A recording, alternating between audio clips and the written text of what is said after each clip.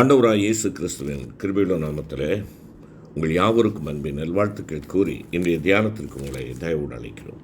இன்றைய தியான பகுதி பரிசுத்த லூக்கா எழுதின சுவிசேஷம் 13ஆம் அதிகாரம் 1 முதல் 9 வசனங்கள். பரிசுத்த லூக்கா 13 1 முதல் 9. தியான வசனம் தானியேலின் புஸ்தகம் 1ஆம் அதிகாரம் 1ஆம் வசனம். தானியேல் 1:1. யூதாவின் ராஜாவாகிய யோயாக்கீம் அரசாண்ட 3ஆம் வருஷத்திலே பாபிலோனின் ராஜாவாகிய நேபுகாத்நேச்சார் எருசலேமுக்கு வந்து அதை முற்றுகை போட்டான். அருமையான கர்த்தருடைய பிள்ளைகளே, கடந்த நாளிலே இந்த வசனத்தின் அடிப்படையில் இது ஒரு எச்சரிப்பின் தொனி அல்லது ஒரு எச்சரிப்பின் குரல். திருவசனத்தை அவமதிக்கிறவன் நாசமாவான் என்பதற்கு அடையாளமாக இந்த வார்த்தை சொல்லப்பட்டிருக்கிறது என்பதை குறித்து நாம் தியானித்தோம். இந்த வசனத்தை தொடர்ந்து நாம் இந்த நாளிலே பார்க்கின்ற பொழுது, ஆண்டவர் எப்பொழுதுமே அழிந்து போகிறவனுடைய ஆத்துமாவை அவர் விரும்புகிறதில்லை. அந்த ஆத்துமா மனம் திரும்பி பிழைக்க வேண்டும் என்பது தான் ஆண்டவருடைய திட்டமும் ஆண்டவருடைய வாஞ்சையுமாய் இருக்கிறது. ஆகையினாலே இந்த வசனத்தில் இன்று நாம் கற்றுக்கொள்ளக்கூடிய மற்றொரு காரியம் இங்கே இருக்கிறது. தவணையின் காலங்களை ஆண்டவர் கொடுக்கிறார், கிருபையின் காலங்களை கொடுக்கிறார். நீங்கள் நானும் மனம் திரும்ப வேண்டிய ஒரு காலத்தை கொடுத்து என் பிள்ளை எப்படியாவது மனம் திரும்பி பிழைக்க மாட்டானா என்று சொல்லி வாஞ்சிக்கிற தேவனாக இருக்கிறார். ஆகையினாலே தானியேல் 1ஆம் அதிகாரம் 1ஆம் வசனத்தில் உள்ள யோயாக்கீம் அரசாண்ட 3ஆம் வருஷத்திலே என்ற சொல்லானது மிகவும் கவனிக்கப்படத்தக்கதாக இருக்கிறது.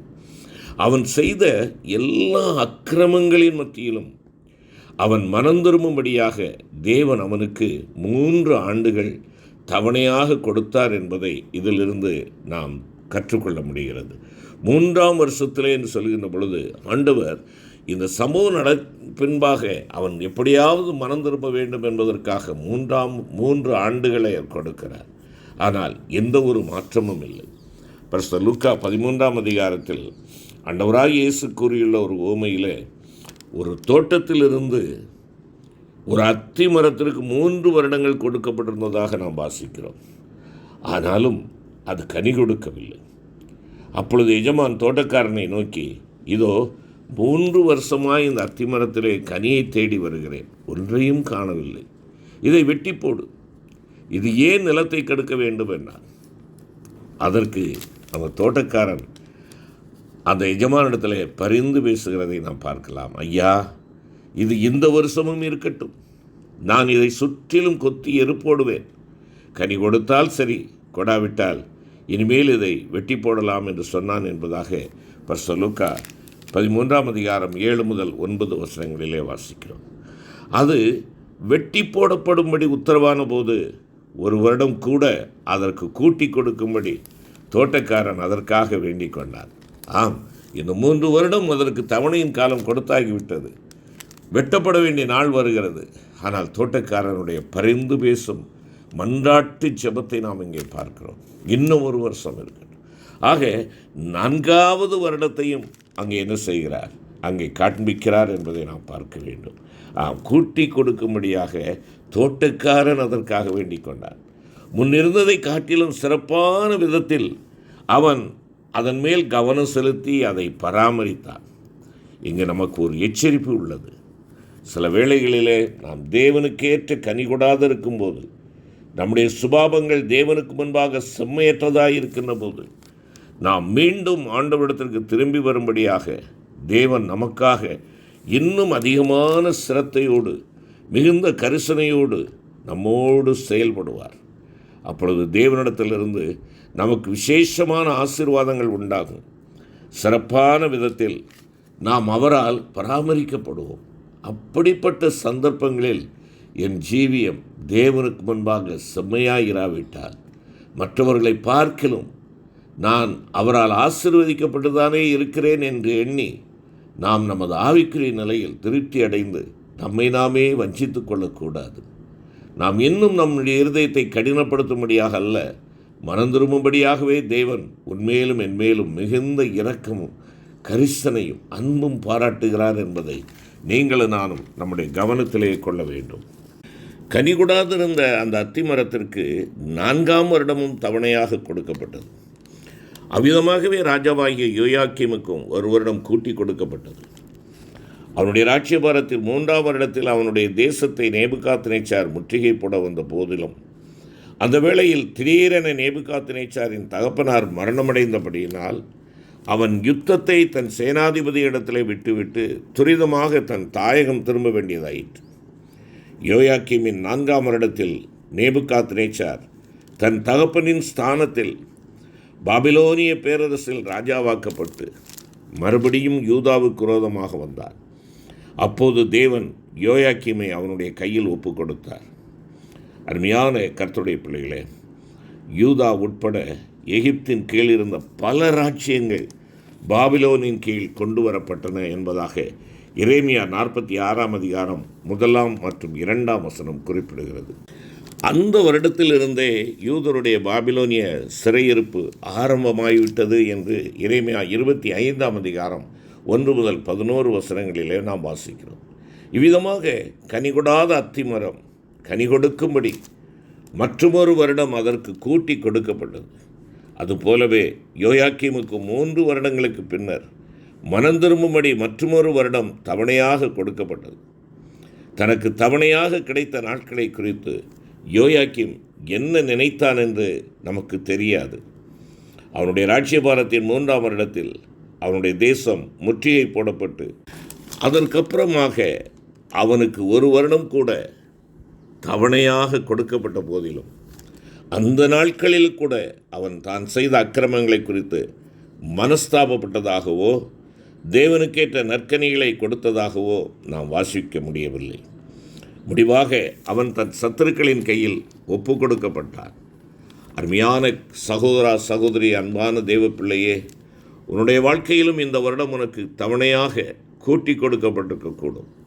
இந்த வருடத்தில் தேவன் உன்னை மிகவும் சிறப்பான விதத்தில் நேசித்து பராமரித்து கொண்டிருக்கக்கூடும்.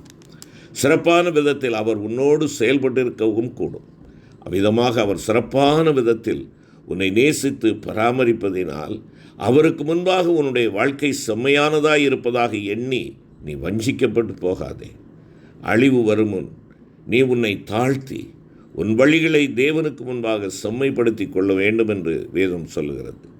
முடிவாக யோயாக்கீம் தன் சத்துருக்களின் கையில் ஒப்பு கொடுக்கப்பட்டான் என்று நாம் வேதத்திலே வாசிக்கிறோம். அருமையான கர்த்தருடைய பிள்ளையே, நீயும் நானும் நம்முடைய தேவனுடைய கரத்தில் இருப்பதற்கு விரும்பாவிட்டால் சத்துருக்களின் கையில்தான் விழ வேண்டியதாகும் என்பதை யோயாக்கீமினுடைய முடிவு நமக்கு எச்சரிப்பாக நினைவூட்டுகிறது என்பதை நீங்களும் நான் மறந்து போகக்கூடாது. யோயாக்கீம் தனக்கு கிடைத்த 3 வருடங்களையும் அதற்கு பின் தேவனின் கிருபையினால் கூட்டி கொடுக்கப்பட்ட 4ஆம் வருடத்தையும் சரியான விதத்திலே அவன் பயன்படுத்தி கொண்டிருப்பான் என்றால் அழிவிலிருந்து தப்பி இருந்திருப்பான். ஆனால் அவன் சரியான விதத்தில் பயன்படுத்தி கொள்ளவில்லை. அவன் தன் அக்கிரமங்களை விட்டு மனம் திரும்பவில்லை. அவனிடத்தில் கண்டுபிடிக்கப்பட்ட அவனுடைய அருவருப்புகளின் நிமித்தம் தேவனின் கடுமையான நியாய தீர்ப்பு அவனை சந்தித்தது என்று சொல்லி 2 நாளாகமம் 36ஆம் அதிகாரம் 8வது வசனத்தில் நாம் பார்க்கின்றோம்.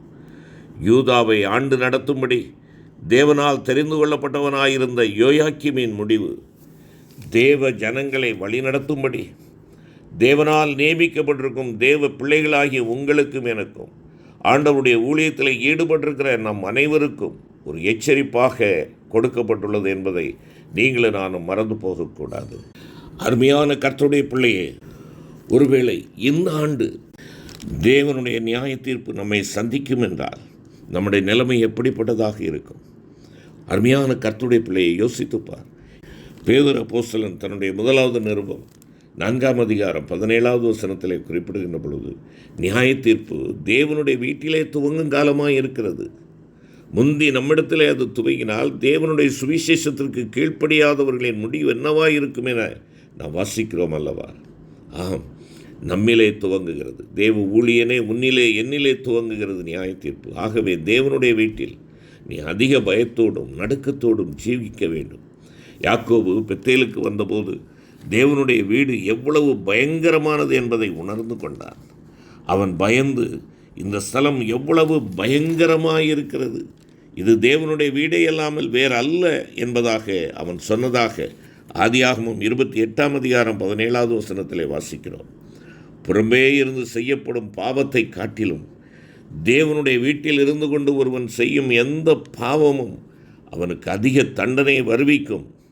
அநேகர் கோபமடைவதுண்டு. ஆனால் உசியா ராஜா தேவனுடைய வீட்டில் வைத்து கோபம் கொண்டபோது உடனடியாக குஷ்டரோகியானான். அதன் பின் அவன் குணமாக்கப்படவே இல்லை. அவன் கர்த்தருடைய ஆலயத்துக்கு புறம்பாக்கப்பட்டவனாய் தன் மரண நாள் வரை குஷ்டரோகியாகவே இருந்தான் என்பதாக 2 நாளாகமம் 26ஆம் அதிகாரத்திலே வாசிக்கிறோம்.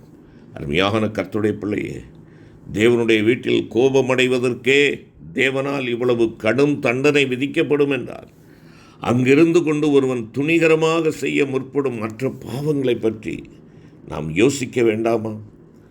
எவ்வளவு பரிதாபமாக இருக்கும் எண்ணிப்பார்.